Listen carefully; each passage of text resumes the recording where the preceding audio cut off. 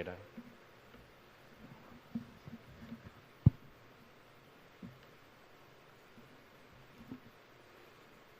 Okay, from this patient,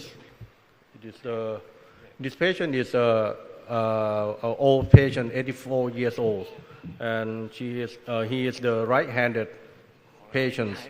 She has the left hemiparesis, but on this injury, he fell down and have the pain and limitations on the right shoulders, which is his dominant or his major hand that is used by now. From the examinations, you can see that this patient have the pseudoparesis on the right side. He has the limit of the external rotations on the pictures that have seem to be the external rotation, but he is the trick motions in this patient. From the examination, it's just like that. So in this case, I would like to ask the plain X-ray is like that, and the MRI scan, because this patient is traumatic cuff tear in the previously rotator cuff problems. But this patient have the left hemiparesis, which depend a lot on his right hand. After the injury, this patient could not move his arm, and he previously need to use the arm for the mobilization or for the walking or some things. So I'm going to ask the questions for each of our speaker. What is the plan of treatment or your treatment in your mind? Just answer for one answer. This is MRI.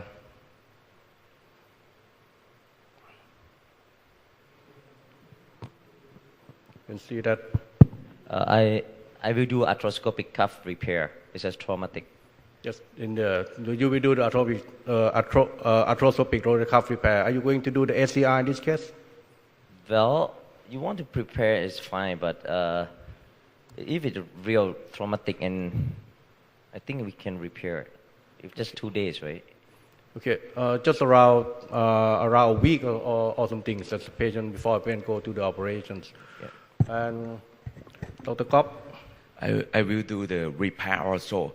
This case is one of my relative contraindication for reverse. For reverse shoulder arthroplasty, because I had one dislocation and severe deep infection in the case like this, because he had a hemiparesis on the left. He depend on the right side. After surgery, 3 days, he used his hand to move to got from the bed, and he got a dislocation.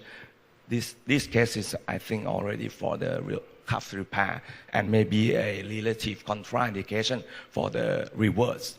I think you have one case also.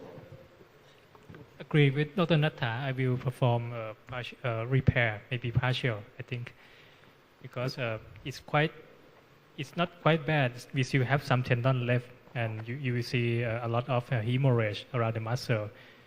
Because this is traumatic, maybe the repair is the best option. So three of us starting to do repair. Dr. Bakasit, are you going to do non-repair in this case, or are you going to do repair also? I would repair as possible if you can, because it's a traumatic cuff tear, right? Okay. Yeah, right. as possible. And Dr. Banchar?